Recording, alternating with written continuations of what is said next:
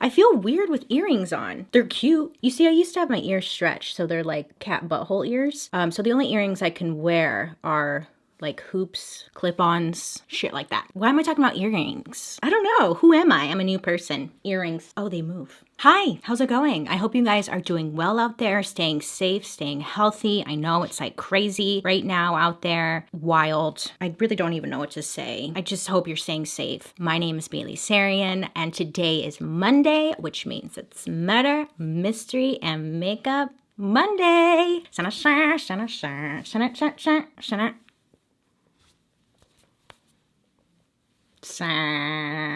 If you are new here, hi, how are you? My name is Belle Sarian, and every Monday I sit down and I talk about a true crime story that's been heavy on my noggin. That wasn't a good one. Noggin. And I do my makeup or just get ready for my day at the same time. If you're interested in true crime and you like makeup, I would highly suggest you hit that subscribe button because I'm here for you every Monday. Last week we talked about Ted Bundy. Very interesting idiot. I don't know what else to say. Very sick man. Today I was like, okay, I need to talk about a lady killer. We need a lady in here because it's dude after dude after dude. We got to break it up. Break it up. So I got to Googling, and a lot of you ask me, how do I research my cases? I start with a Google search. I typed in weird serial killers. I want a weirdo. Like, I'm looking for the weirdos. Today, I want to talk about a lady, and her name is Belle Gunness. Have you heard of her? Maybe. I hadn't. So I was very intrigued. Who is this woman? What did she do? Apparently, she did a lot. And apparently, allegedly, possibly, I think she got away with it. I think this bitch got away. So if you're ever curious as to what products I'm using, I do list down in the description box down below what I'm using. But other than that, I will shut up and let's talk about Belle, because I think Belle got away. But it's like, maybe you decide. It's up to you. Maybe. Whatever. I had a lot of coffee. Okay, so I'm going to clip my hair back. I'm wearing earrings. Okay, so Belle. Belle was originally, well, she was born Belle Paulsen, and she was actually born in a little town in Norway. Now, this whole story takes place like in the 1800s, the early 1900s. So, with older stories, it's really difficult to find the truth because things and stories tend to change throughout the years. Everybody has their own version. It's like a big game of telephone, you know? So I'm going to tell you one story that I found, but I heard it went down differently through other sources. So the truth is in there somewhere, right? So she was born in Norway. I think that is true. Anyways, so her father, his name was Peter Paulsen, and he was a traveling magician. Now, when Belle was a child, she would participate or just like help her dad with his shows. Her mother was also involved with it as well. And they would just put on performances kind of like at a circus is what I was assuming. Because it said that Belle would walk on a tightrope. To me, I'm like, is that a magician or is that like a circus show? Either way, it just sounded like they were performers. I don't think it really matters, but these are the things that I do get stuck on. Like, what really was it? I don't know. It drives me wild, but I guess we'll never know. Anyways, so yes. So her father would like do these performances and she would participate in it as well. And then also her father would help build stuff like buildings, local stores, stuff like that. Now it was said that the family was very frugal. They were tight on money, but also they would just save. So they would constantly save any type of income that they would make. They would pay for the essentials, but for the most part, everything was saved. And because of this, the family was able to retire when Belle was still a teenager. That was pretty exciting for the family. I mean, retiring sounds like a real hoot. With all of this money that the family had saved, they went on to purchase a little farm in Selbu, Norway, and were farmers now. Belle wanted to move on to like a better life. She deserved better. She wanted just a new life. So she's like, I'm gonna go to America. I'm gonna go to the United States. Anyway, so in 1881, Belle decided she was gonna move to the United States in search for wealth, money. So she did just that. So Belle moves to Illinois, and while she's there, she meets a Swedish man, and his name is Mads Albert Sorensen? Mads. His name is Mads. Yeah, Mads. And this is about 2 years after moving to America. And she decides to get married to him. So they do. So the two of them are living in Chicago. And they decide to open up their own candy store. Dream job. Awesome. I love that. Candy store? Yes. So the two of them open up a candy store. And they both manage and work it. It seemed to be doing okay because it had only been open for a couple of months. And then it got really slow. Business really wasn't booming as much as they thought it was going to be. So they weren't making profit anymore. And it was becoming a little bit of a problem because they're losing money. Belle was out here to get wealthy, you know? So she's getting like, shit, this is not going according to plan. Time goes on and whatever. It is what it is. I mean, maybe they can turn a profit. Come on. Anywho, so one night though, a couple months after this candy store had opened, at night, a fire breaks out. The candy store is completely burned down. Belle is like, thank God, my prayers have been answered. Now, luckily, nobody was hurt. To Mads, her husband, he's a little irritated because that was all of his money he put into this candy store. Luckily, though, they had insurance on the building. Awesome. So the insurance people come out because they file a claim so they can get money. And because this fire seemed like random and they thought it was a little, I don't know, a little fishy, the insurance officials, they decided to investigate and find what the cause of the fire was. While insurance officials were looking for what caused the fire, they didn't really have any luck finding anything. So they were like, okay, well, it must have just been an accident. And they paid Mads and Belle their insurance claim. Now, during this time, right after Belle and Mads got married, Mads had purchased 2 life insurance policies in July of 1890. One was about to expire, and the second one he purchased was going to be the one that continued on forward. But for like 2 days, the 2 insurance policies were both active, if that makes sense, at the same time. Yeah, it was like for 2 days, both of his policies were active. So, I mean, let's just say if for some reason Mads had died on one of those 2 days, I mean, that's a lot of money you would get, right? So it was like kind of like a jackpot. Anyways, so, well, guess who dies? Yeah, it's Mads. He ends up dying on a day when both of his policies are active. Belle was questioned, obviously, like what happened? And Belle said that Mads had come home from work and that he had a really bad headache. All he wanted to do was just like go lay down because his head was just pounding. And Belle said that she just felt just awful. I mean, her poor husband is just working so hard. Oh, he just has a headache. Let me take care of you, honey. Belle ended up giving him some quinine powder for the pain. And then Belle said when she came back into the room to check on him, he wasn't breathing. He was dead. Belle was just shocked. He just had a simple headache. What the hell happened? Now, it would be ruled that Mads had died from heart failure, but his relatives were like, no, there is no way he died of heart failure. They truly believed that he, Mads, was poisoned. Aqua Tofana. Yeah, the family was like, he's been poisoned. There's no way he died. Now, they believe that he was poisoned because he wasn't ill at all. He lived a very healthy, happy life. There's just no way he would die of heart failure. Belle. So it was a little strange, and the family just wanted more answers because, I mean, that can't be right. So naturally, the family is feeling a little suspicious about the situation. Now, they go and they do a little bit of digging, and they see that Belle was able to collect 2 life insurance policies on Mads because he had died on one of the days where he had both of the insurance policies. I mean, what are the odds of that? But they see that Belle had collected $8,000 and she collected it the day or so after his death. Like, it was pretty quick. She went right for the money. Now, because of this, the family was feeling like they wanted more answers and that Mads really didn't die of heart failure or a headache or whatever the hell Belle is telling them. So the family, they had asked for Mads' body to be exhumed because they wanted to see what really caused his death. Now, for reasons unknown, this never happened. His body was not exhumed. Belle had lost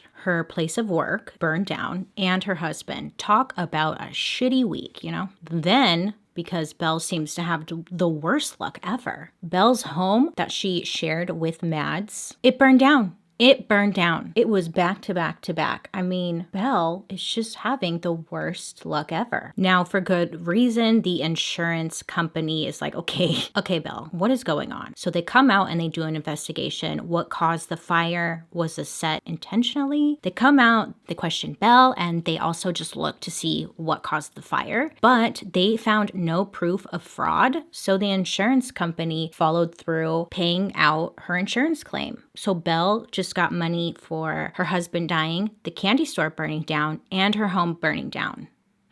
So Belle lost everything, her husband, her job, her house. I mean, everything. She was being questioned by people, like, oh, I must have been up to this. And she was sick of it because she knew deep down that she was innocent. So she decided that she was going to move because she needed to get away from it all. She wanted to start again, a new life. So Belle decided to move, and she ended up going about 6 miles from La Porte, Indiana. Anyway, so she purchases a farm out there.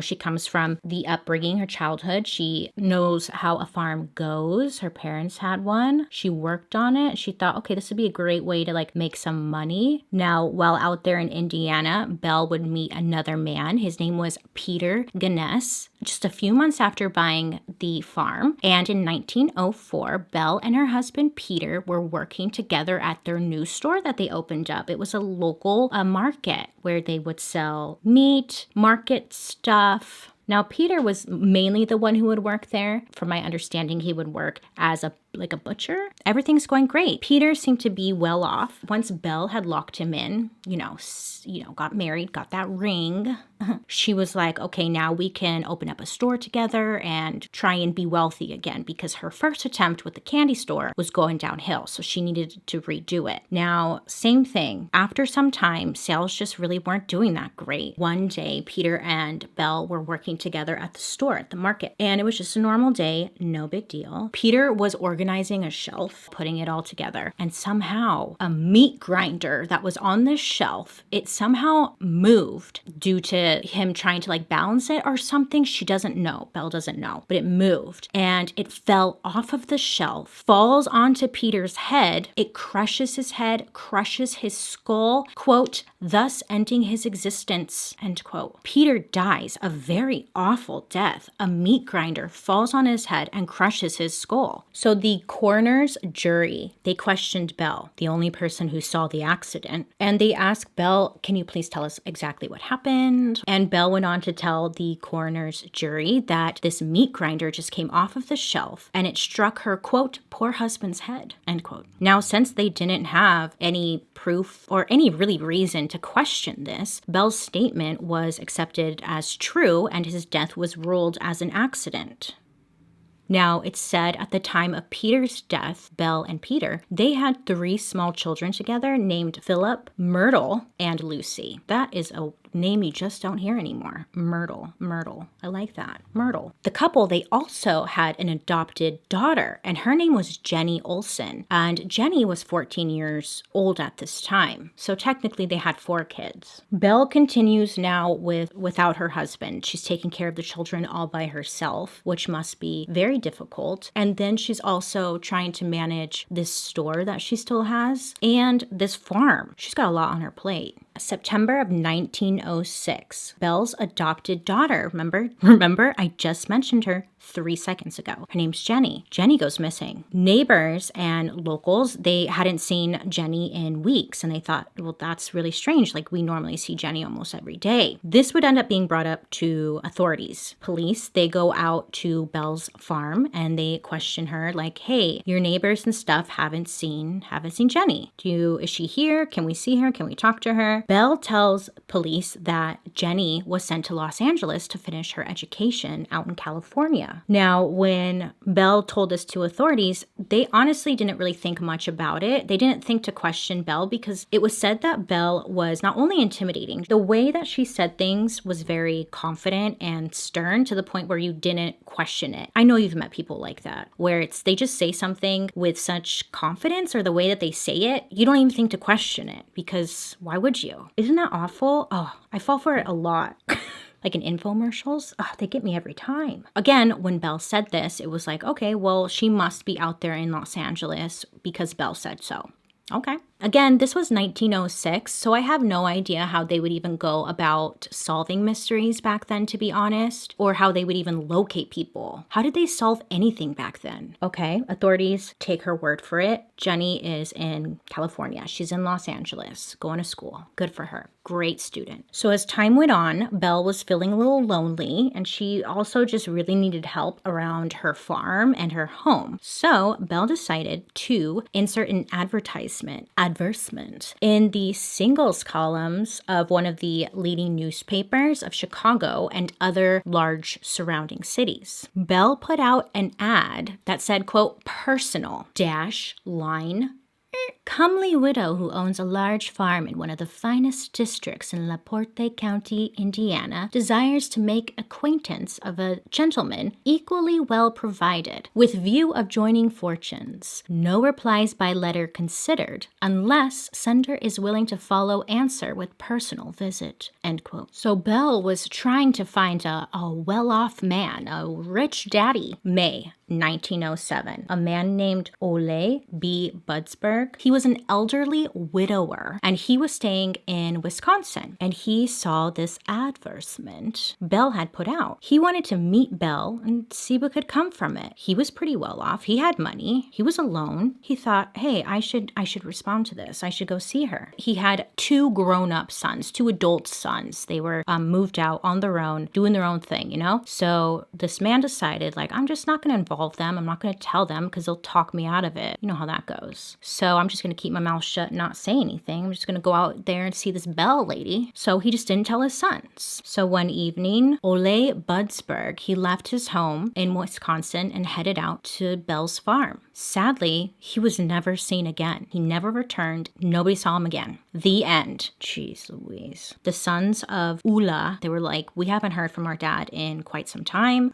We need to go and check in with him, see what he's doing. So they drive out to their father's home, and they realize that he's not there. And they start asking questions, asking neighbors and stuff. And luckily, Ulla had told a neighbor, like, where he was going, that he was going out to visit this lady from an advertisement. So the sons are just asking anyone and everyone. And finally, somebody said that they had seen him when he was negotiating the sale of a mortgage and the LaPorte Savings Bank, and they saw him draw out money from his account. And this was on April 6th of 1907. And that was the last time anybody had seen Ole. So another man named Andrew, and he was living in South Dakota, but he also saw Belle's advertisement. He was also communicating with her as well. Belle was keeping her options open, which is fine. I'm not judging. So Andrew was writing Belle letters, and he decided before going out there to see her, he wanted to, like, get to know her a little bit more. So Andrew was writing Belle letters and planning to take a trip out there to go visit her. The more that they talked, the more that Belle was trying to convince Andrew to come out there and to live with her, stay at the farm, and open up a business out there with her. And this was sounding kind of interesting or appealing to Andrew, like move with her, open up a business, run a farm.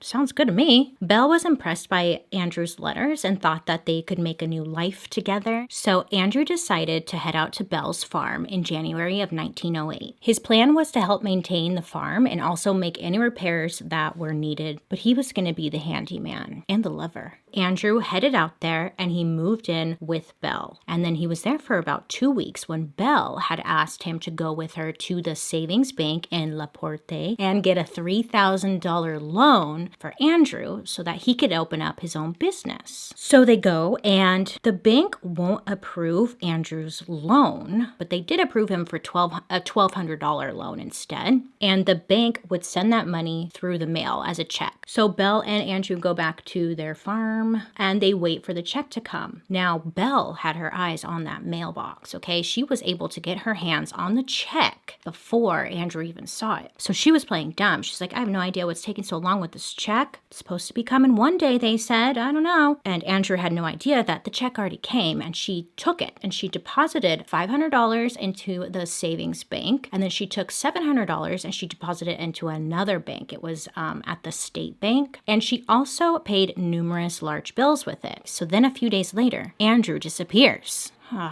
I know. Andrew's brother, he hadn't heard from him in weeks, and normally he would get letters from Andrew. Andrew had told his brother that he was going to see this woman named Belle and told her the whole story. So this brother knew that Andrew was at Belle's house. So he was like, I'm just going to write Belle a letter and ask where he's at. Just ask her directly. So the brother then writes Belle and asks, do you know where my brother is at? I haven't heard from him and he's not responding to my letters. Belle told the brother that Andrew had went and gotten a loan, and then as soon as he got the money, he took off and he went to Norway. I know. What? This is news to Andrew's brother. Belle also told Andrew's brother that she was in shock as well. I mean, wow. It was just so random. I can't believe he would do that, you know? Belle tells Andrew's brother, hey, you should come out to my farm so that you can help me do like an extensive search around the farm looking for Andrew or looking for any clues. She is inviting Andrew's brother over. Don't go, it's a trap. Or she's trying to get with the brother. Either way, she's inviting him over, like, come on over, help me look. I think he might be here. Maybe we can find some clues. It's a lot of land, and with your help, it'd be easier for us to cover this land and look for any clues. Great idea. Well, let me tell you. Now, that same day, April 28th, 1908, at about 3 a.m., Belle, her home was burned to the ground. Again, it's not funny because this time a lot of people died. So when investigators got a call about, this fire that happened and the house burned down, they went out there to investigate. They go and they look at the home and they see like the charred remains of a woman and 3 children. They were found inside the burned home. They took a closer look at the children's remains and they concluded that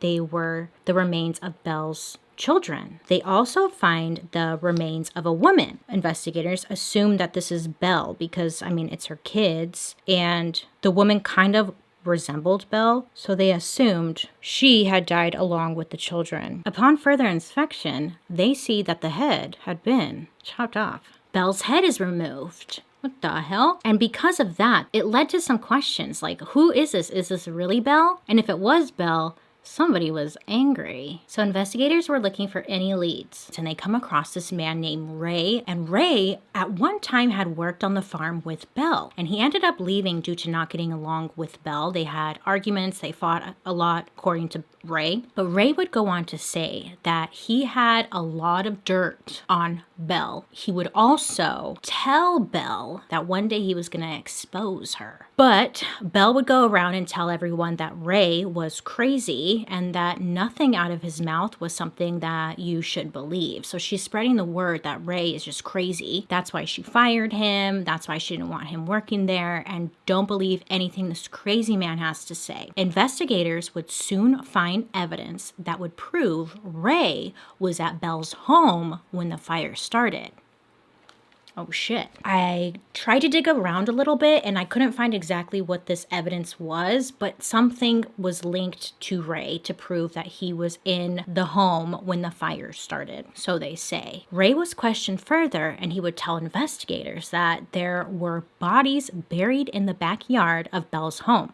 Oh shit. On May 5th, the investigators, went looking and they found 5 mutilated and decomposed bodies buried in the backyard. What? Yeah. 5 bodies were buried in the backyard. One of the bodies they were able to identify as Jenny Olsen, the adopted daughter. Yeah, they found her in the backyard. Oh, so awful. It was believed that she was murdered because she knew too much regarding the death of Peter in 1904. So the first body they find is Jenny, and then they find a second body, and that body was Andrew from South Dakota. Remember Andrew? They find him. The third was unidentified body of a man, and the 4th and 5th were bodies of 2 8-year-old girls. On May 6th, 4 additional bodies of men were also found buried in the yard. Yes, 4 more. Most of the bodies that were found had limbs removed in a way that indicated to authorities that the amputations were performed by someone who was familiar with anatomy. They were cutting in the right places. They seemed to know what they were doing. The theory was that some of the bodies were just too heavy to carry or move. They were then cut up to make them easier to move by one person. Also, authorities found burlap sacks and they had torsos, hands, arms hacked from the shoulders down. They found human bones wrapped in loose flesh that dripped like jelly. That's how they described it. I'm not trying to be gross, but they said it dripped like jelly. Many of the skulls had blunt trauma and gashes in the skulls, which were found separated from the bodies. Belle, what are you doing? This isn't farming. On May 9th, 2 more bundles of bones, decayed flesh, and clothing were found in their private graveyard they had built, but they were unable to identify the bodies that they had found in the private graveyard at that time. On May 14th, a few bones of one more victim were found in the ashes in the cellar and some in shallow graves under the original hog pen. They also found more bones near an outhouse and also by the lake nearby. Yeah, I don't know what they were. I don't know who was doing what with this. I don't know. The bones had been crushed on the ends as though they had been struck with a hammer after they were dismembered, and then quicklime or calcium oxide had been scattered over the faces and stuffed in the ears. It kind of sounds like a chemist or something is doing this, right? A serious doubt arose as to the actual fate of Belle. Now, it was suspected that she too burned in the home because they found a lady who looked like Belle who was burned with the children, but the head was cut off, which was kind of weird. They started thinking, they were like, it seems like Belle was up to no good. Like she was doing some shit here on this farm. They got to thinking that Belle murdered her children and several others, that she may have lured in an unsuspecting woman into her home, someone who kind of looked like her. It wasn't her, but kind of, they could be the same. They're thinking, well, Belle could have killed this woman, disfigured her remains so that she could not be recognized, chopped her head off, messed up her appearance and everything so they couldn't identify the body. And then Belle probably, maybe, allegedly, I need to say allegedly more because I don't want ghosts from 1800 to come sue my ass. She set the house on fire and then escaped. It kind of sounds like something, right? Investigators are thinking, well, Belle must have thought that they would believe the charred remains of this woman were those of herself and that no further search would be made for her. Hello, that's like a great idea in Belle's mind. Not in my mind. In Belle's mind. But in the ashes of the home, they found a lower jawbone from this woman. This was taken to a local dentist for examination. Now, this is the only dentist in town. So if you're going to get some teeth work done, you're going to this dentist. So this dentist would know like what he did. Some of the dentistry work was visible on the teeth, which were still connected to the jawbone. So they take it to this dentist and this dentist looks at it and he positively identified the work done as the work done for Belle a year previously. And then on top of that, they found rings on the fingers of the dead woman. Those were also identified as the property of Belle and pieces she wore often. Of course, there was a difference of opinion as to how Belle may have met her death. The theory of the prosecution was that she was burned to death, but a doctor who examined Belle's remains, his opinion was that her death was caused by contraction of the heart, probably due to some kind of poisoning. And this doctor believed that this is the same poison that was used to kill her other and previous victims as well. Shortly after Belle's private graveyard was discovered, the 2 sons of Ole, they came down to La Porte because they thought maybe he had fallen into this woman's trap. So they went down there and they were actually able to identify one of the bodies as that of their missing father. So he was identified. And then on May 12th, the surgical instruments with which the bodies were probably dismembered with were found in the ashes. And then on May 19th, a woman from Wisconsin, she arrived into town to inquire regarding her brother who had left home to marry a rich widow in La Porte, but he was never heard from again. Unfortunately for her, most of the bodies were badly mutilated and decomposed. It was impossible to determine if her brother's remains were in there, but it's believed that he was a victim of Belle's as well. There was another man that went missing from Wisconsin, and it's believed that he went down to go see Belle. He had taken a $1,500 color check with him, and his family went out there to go see if he also was a part of this woman's trap. Unfortunately, again, they were unable to identify his body, but it's believed that he was also a victim to Belle or whatever was going on this farm.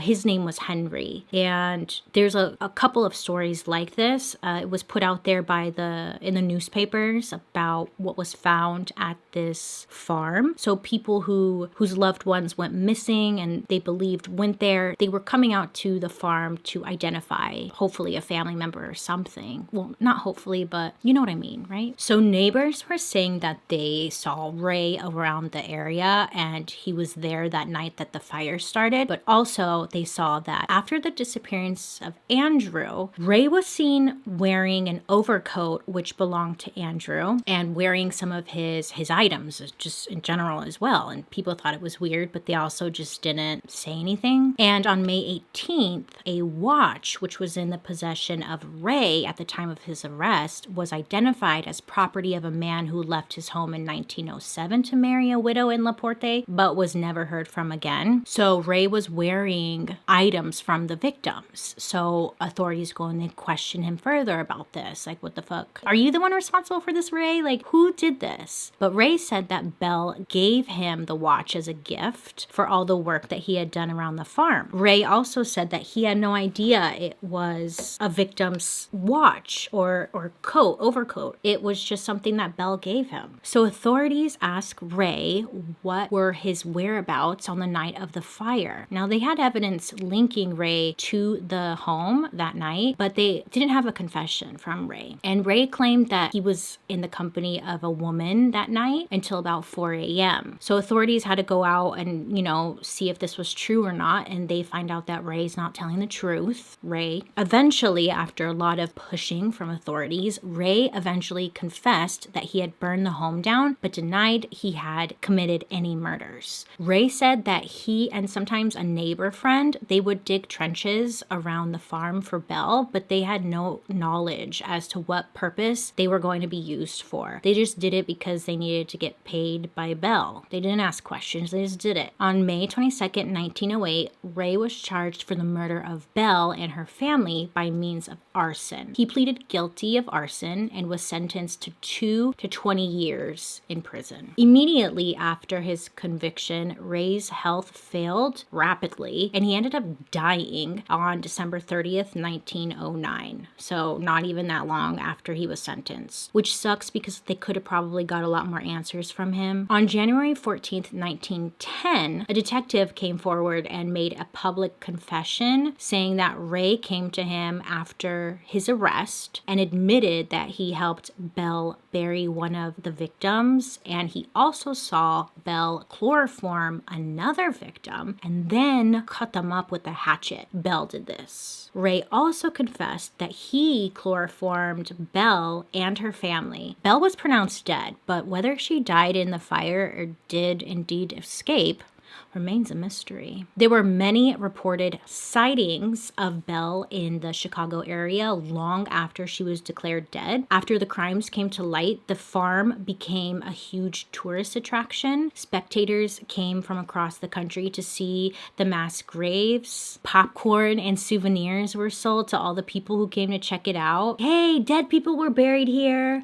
Don't forget your popcorn. Hi. Wild times. The crime itself, though, was acknowledged as a part of area history in the Laporte County Historical Society Museum, and they have a permanent exhibit dedicated to Belle Gunness. So in the end, Belle is thought to have killed at least 14 people, most of whom were men she had enticed to visit her on the promise of marriage, while some sources speculate Belle was responsible for as many as 40 murders. A lot of the bodies that were found on her property were not identified. They kept some of the DNA in their systems, but it was never linked to people. Maybe it's changed now, but from my understanding, a lot of them still remain a mystery. The question remains, was her death faked? Was she really responsible for all these deaths? Was Ray the killer? What was the goal? So many questions, no answers. Who the hell was Ray? I don't know. Okay, so kind of confusing. Sorry about it. This one striked my fancy because I don't think Belle died in that fire. No. Nay. Belle seemed to be, I don't want to call her smart, but she kind of seemed like it, right? She was getting away constantly with all this nonsense. If she killed her family and burned down her house again, she could leave and start a new life. Why wouldn't she? Plus, she had all these bodies on the front.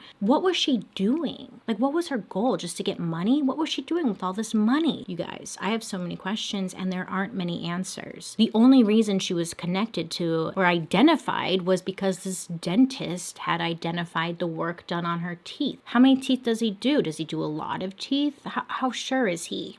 Was he paid off? We don't know. I think, though, that Belle got away. Anyways, I would love to hear your thoughts down below. What do you think of Belle? This awful woman who, I don't know what she was doing. Just getting money? Her poor kids? Oh, I forgot about them. Poor kids. Oh, Jesus. Do you think Belle's still alive? Well, not now, but do you think that she was still alive?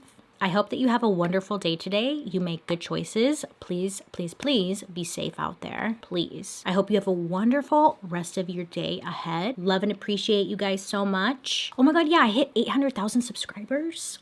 Thank you so much. That's a lot. That's a lot of eyeballs, you know? It freaks me out. Thank you so much for subscribing and hanging out with me, man. Pretty cool. Now what?